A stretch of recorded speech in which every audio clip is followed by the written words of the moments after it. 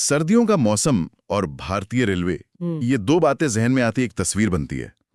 घने कोहरे में डूबे हुए प्लेटफॉर्म्स और घंटों लेट चलती ट्रेनें। लेकिन क्या ये तस्वीर अब बदल रही है? ये एक बहुत बड़ा सवाल है। आज हमारे पास जागरण समेत कुछ और स्रोतों से रिपोर्ट्स आई हैं जो बता रही हैं कि रेलवे इस चुनौती से निपटने के लिए एक कह सकते हैं दिलचस्प तकनीक का इस्तेमाल कर रहा है। जी। तो आज हम इसी की तह तक जाएंगे। उत्तर पूर्वी रेलवे के गोरखपुर क्षेत्र में जो फॉग सेफ डिवाइस लगाए जा रहे हैं वो आखिर हैं क्या, कैसे काम करते हैं और क्या वो सच में कोहरे वो मात दे पा रहे हैं। और ये जानना भी जरूरी है कि ये सिर्फ एक डिवाइस या एक क्षेत्र की कहानी नहीं है। अच्छा। इसे समझने के लिए हमें भारतीय रेलवे के आधुनिकीकरण और सुरक्षा को लेकर जो एक बड़ा बदलाव आ रहा है उसकी पूरी तस्वीर देखनी होगी। ये छोटा सा डिवाइस समझिए उस बड़ी तस्वीर का एक बहुत अहम हिस्सा है। चलिए तो फिर शुरुआत करते हैं उस खबर से जिसने हमारा ध्यान खींचा। जी जी। उत्तर पूर्वी रेलवे ने अपने 3 डिवीजनों लखनऊ, इज्जतनगर और वाराणसी की लगभग 980 ट्रेनों में जीपीएस आधारित फॉग सेफ डिवाइस लगा दिए हैं। हाँ, लखनऊ में 315, इज्जतनगर में 250 और वाराणसी में 415 डिवाइस। और यहाँ एक बात पर गौर करना जरूरी है जो रिपोर्ट में बताई गई है। ये डिवाइस सिर्फ चमचमाती हुई यात्री ट्रेनों में नहीं बल्कि मालगाड़ियों में भी लगाए गए हैं। हाँ, और ये बहुत अहम है। हम अक्सर यात्रियों के समय की बात करते हैं, लेकिन जब एक मालगाड़ी लेट होती है तो उसका असर वो सीधे देश की अर्थव्यवस्था पर पड़ता है। सही बात है। कोयले से लेकर अनाज तक सब कुछ धीमा पड़ जाता है। तो ये कदम एक तरह से पूरे नेटवर्क की सेहत सुधारने के लिए है। और इसी से जुड़ा एक आंकड़ा है जिसने मुझे सबसे ज्यादा चौंकाया। बताइए। इन डिवाइस की वजह से कोहरे में ट्रेनों की अधिकतम रफ्तार 60 किलोमीटर प्रति घंटे से बढ़कर 75 किलोमीटर प्रति घंटे हो गई है। हाँ। अब पहली नजर में लगता है कि सिर्फ 15 किलोमीटर प्रति घंटे की तेजी, ये क्या है? ज्यादा नहीं लगता। लेकिन रेलवे के स्केल पे सोचिए, जब हजारों ट्रेनें रोज चलती हैं तो ये छोटी सी रफ्तार भी मिलकर घंटों और दिनों की देरी को मिटा सकती है। ये तो पूरे रेल नेटवर्क की धमनियों से ब्लॉकेज हटाने जैसा है। आपने बहुत सही एनालॉजी दी। इसे रेलवे की भाषा में लाइन कैपेसिटी बढ़ाना कहते हैं। Line capacity. हाँ। जब एक ट्रेन तेज चलती है तो वो अपने पीछे आने वाली कई और ट्रेनों के लिए ट्रैक को जल्दी खाली कर देती है। इसका असर एक ट्रेन पर नहीं बल्कि उस रूट पर चलने वाली दर्जनों ट्रेनों पर पड़ता है। ये एक चेन रिएक्शन की तरह है। अच्छा। जो पूरे सिस्टम की रफ्तार बढ़ा देता है। ठीक है, तो रफ्तार बढ़ गई, ये तो साफ है। लेकिन मेरे दिमाग में ये सवाल आ रहा है कि ये डिवाइस आखिर करता क्या है? ये कोहरे के आर पार दिखता कैसे है? इसमें कोई जादू तो है नहीं? नहीं, जादू नहीं, शुद्ध विज्ञान है। हा? और यहीं पर कहानी दिलचस्प हो जाती है। ये डिवाइस असल में एक एडवांस जीपीएस सिस्टम है जिसे लोको पायलट यानी ड्राइवर के केबिन में लगाया जाता है। अब आप सोचिए, बाहर घना कोहरा है, बिल्कुल, शायद 10 फीट आगे भी कुछ नहीं दिख रहा, लेकिन ड्राइवर के सामने लगी स्क्रीन पर साफ साफ दिख रहा है कि 500 मीटर आगे एक सिग्नल आने वाला है। 2 किलोमीटर आगे एक लेवल क्रॉसिंग है और 4 किलोमीटर आगे स्टेशन का प्लेटफॉर्म शुरू हो रहा है। मतलब ड्राइवर अब अंधेरे में तीर नहीं चला रहा। बिल्कुल। उसे पहले से पता है कि ट्रैक पर आगे क्या आने वाला है। तकनीक उसकी आंखें बन गई है। हाँ, आपने सही पकड़ा। ये सिर्फ मदद नहीं कर रहा, ये उस पूरे पुराने और जोखिम भरे तरीके की जगह ले रहा है। कौन सा तरीका? जिसमें रेलवे कर्मचारी ट्रैक पर पटाखे यानी डेटोनेटर्स लगाते थे। पटाखे ट्रेन के ट्रैक पर? ये क्या होता था? ये एक बहुत ही मैनुअल और खतरनाक प्रक्रिया थी। खतरनाक? हाँ, जब कोहरा बहुत घना होता था तो गैंगमैन या ट्रैकमैन जैसे कर्मचारी वो सिग्नल से कुछ 100 मीटर पहले ट्रैक पर ये छोटे विस्फोटक लगाते थे। सोचिए उस कर्मचारी के बारे में जो शून्य विजिबिलिटी में सर्द रात में चलती ट्रेनों के ट्रैक पर ये काम कर रहा है। अरे बाप रे! ये सिर्फ एक पुराना तरीका नहीं था, ये हर रोज जान को जोखिम में डालने जैसा था। जब ट्रेन का पहिया उन पटाखों पर से गुजरता था तो एक जोरदार धमाके की आवाज होती थी। और उस धमाके से ड्राइवर को पता चलता था कि आगे सिग्नल है। ये तो सुनने में ही बहुत अजीब और असुरक्षित लग रहा है। बिल्कुल, खासकर उन कर्मचारियों के लिए ये बेहद जोखिम भरा काम था। इस नई प्रणाली ने उस मानवीय जोखिम को आप कह सकती हैं पूरी तरह से खत्म कर दिया है। अब किसी को अपनी जान खतरे में डालने की जरूरत नहीं है। ये तो बहुत बड़ी बात है। इससे न सिर्फ ड्राइवर का आत्मविश्वास बढ़ा है बल्कि रेलवे के उन गुमनाम नायकों की सुरक्षा भी सुनिश्चित हुई है जो ट्रैक पर काम करते हैं।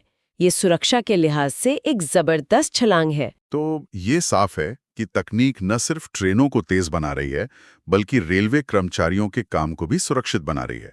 लेकिन ये जो गोरखपुर और आसपास के इलाकों में हो रहा है, क्या ये सिर्फ एक लोकल एक्सपेरिमेंट है या फिर ये एक राष्ट्रीय स्तर की योजना का हिस्सा है? ये एक बहुत जरूरी सवाल है और इसका जवाब हमें एक ऐसे आंकड़े में मिलता है जो दिखाता है कि भारतीय रेलवे इस तकनीक को लेकर कितना गंभीर है। रुकिए, मेरे पास वो आंकड़ा है और सच कहूं तो मैं इसे देख के हैरान रह गया।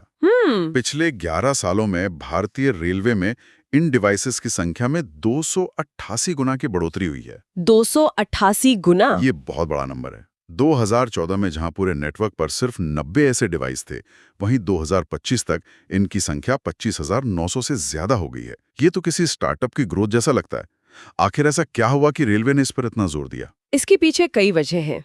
एक तो तकनीक का सस्ता और बेहतर होना, दूसरा सुरक्षा को लेकर रेलवे की सोच में एक बुनियादी बदलाव आया है। कैसा बदलाव?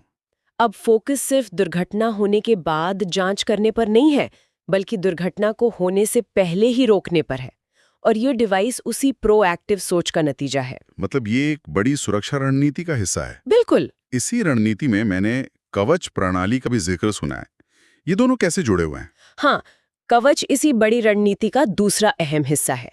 इसे आप एक स्वचालित ट्रेन सुरक्षा प्रणाली समझिए। स्वचालित? इसका मुख्य काम मानवीय भूल को रोकना है। अगर कोई ड्राइवर सिग्नल तोड़ देता है या ट्रेन तय रफ्तार से तेज चल रही है, तो कवच सिस्टम अपने आप ट्रेन में ब्रेक लगा देता है। ओह! तो इसे ऐसे समझे, फॉग डिवाइस ड्राइवर की आंखें बनता है जो उसे कोहरे में रास्ता दिखाता है, और कवच एक सुरक्षा कवच की तरह काम करता है जो किसी भी इंसानी गलती की स्थिति में ट्रेन को अपने आप रोक देता है। एक मिनट, यहाँ थोड़ा कंफ्यूजन हो सकता है। पूछिए। क्या इसका मतलब ये है कि अगर फॉग डिवाइस काम करना बंद कर दे तो कवच अपने आप ट्रेन रोक देगा, या ये दोनों पूरी तरह से अलग सिस्टम है जो एक दूसरे से बात नहीं करते? ये एक बेहतरीन सवाल है। अभी के लिए ये दोनों ज्यादातर स्वतंत्र रूप से काम करते हैं। अच्छा। फॉग डिवाइस एक सूचना प्रणाली है जो ड्राइवर को जानकारी देती है, जबकि कवच एक सक्रिय सुरक्षा प्रणाली है जो ट्रेन के नियंत्रण को अपने हाथ में ले सकती है। ठीक है। भविष्य का लक्ष्य इन सभी प्रणालियों को एक दूसरे के साथ एकीकृत करना है ताकि एक पूरी तरह से स्मार्ट और सुरक्षित नेटवर्क बन सके। लेकिन अभी भी ये दोनों मिलके सुरक्षा की एक बहुत मजबूत दो स्तरीय दीवार बनाते हैं। ये तो वाकई एक मल्टी लेयर्ड सेफ्टी अप्रोच है। पर हम बार बार उत्तर भारत, खासकर उत्तर प्रदेश के इन इलाकों की बात कर रहे हैं। इतना ध्यान इसी क्षेत्र पर क्यों? उत्तर भारत में कोहरे की बात हो रही है तो मुझे याद आता है कि कैसे बचपन में ट्रेनें 10-12 घंटे लेट हो जाती थीं और प्लेटफॉर्म पर ही रात गुजारनी पड़ती थी। क्या अब ये सब गुजरे जमाने की बात हो गई है? आपकी बचपन की यादें ही इस सवाल का जवाब देती हैं। इसका कारण यहाँ का भूगोल और मौसम है। अच्छा। उत्तर भारत के मैदानी इलाके, जिन्हें इंडो गैंगेटिक प्लेन्स कहते हैं, हर साल सर्दियों में दुनिया के कुछ सबसे घने कोहरों का सामना करते हैं। यहाँ नमी, ठंड और प्रदूषण मिलकर एक ऐसा कॉकटेल बनाते हैं कि कई बार विजिबिलिटी शून्य हो जाती है। सही बात है। ऐतिहासिक रूप से देश का रेल नेटवर्क सर्दियों में यहीं आकर घुटने टेक देता था। सैकड़ों ट्रेनें रद्द होती थीं और लाखों यात्री परेशान होते थे। तो ये एक तरह से समस्या की जड़ पर ही प्रहार करने जैसा है। जहां बीमारी सबसे गंभीर है, इलाज वहीं से शुरू किया जा रहा है। मतलब ये एक सोची समझी रणनीति है। चलिए, ये तो हुई फायदों की बात, लेकिन कोई भी तकनीक 100% परफेक्ट नहीं होती। क्या इस प्रणाली में कुछ चुनौतियां या कमजोरियां भी हैं? निश्चित रूप से हैं, और उन पर बात करना बहुत जरूरी है। पहली और सबसे बड़ी चुनौती है डिवाइस की विश्वसनीयता। ये एक जीपीएस आधारित प्रणाली है। हम सब जानते हैं कि कभी-कभी हमारे फोन का जीपीएस भी हमें गलत मोड़ पर भेज देता है। मतलब क्या ऐसा हो सकता है कि किसी घने कोहरे वाले दिन किसी दूर-दराज के इलाके में जीपीएस सिग्नल कमजोर पड़ जाए? बिल्कुल। या डिवाइस हैंग हो जाए? उस वक्त ड्राइवर तो एक बड़ी दुविधा में फंस जाएगा। बिल्कुल। और इसी स्थिति के लिए ड्राइवरों को प्रशिक्षित किया जाता है कि उन्हें हमेशा तकनीक के साथ-साथ अपने अनुभव पर भी भरोसा करना है। ठीक है। इसी से जुड़ी दूसरी चुनौती है रखरखाव। अब हमारे पास लगभग 26,000 डिवाइस हैं।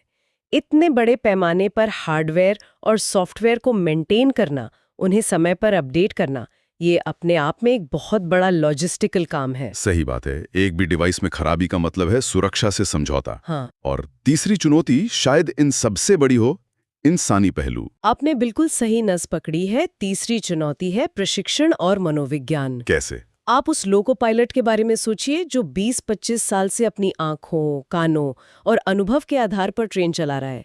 अब आप उसे कहते हैं कि अपनी आंखों से ज्यादा इस छोटी सी स्क्रीन पर भरोसा करो। ये एक बहुत बड़ा मनोवैज्ञानिक बदलाव है ना? इसके लिए सिर्फ ट्रेनिंग ही नहीं बल्कि सोच बदलने की जरूरत है। क्या इससे उन पर एक नई तरह का तनाव पैदा होता है? ये भी एक अहम सवाल है। तकनीक तभी सफल होती है जब उसे चलाने वाले लोग उसे पूरी तरह से अपना लें। तो आज की इस पूरी चर्चा से ये साफ है कि भारतीय रेलवे कोहरे जैसी एक पुरानी और बड़ी प्राकृतिक बाधा को पार करने के लिए आधुनिक जीपीएस तकनीक का बहुत प्रभावी ढंग से उपयोग कर रहा है। जी। ये सिर्फ ट्रेनों की रफ्तार ही नहीं बढ़ा रहा, बल्कि सफर को सुरक्षित बना रहा है और उन कर्मचारियों की जान भी बचा रहा है जो पहले जान जोखिम में डालते थे। सही बात है। और जैसा कि हमने समझा, ये कवच जैसी अन्य प्रणालियों के साथ मिलकर पूरे रेल नेटवर्क के आधुनिकीकरण की एक बड़ी तस्वीर का हिस्सा है। बिल्कुल।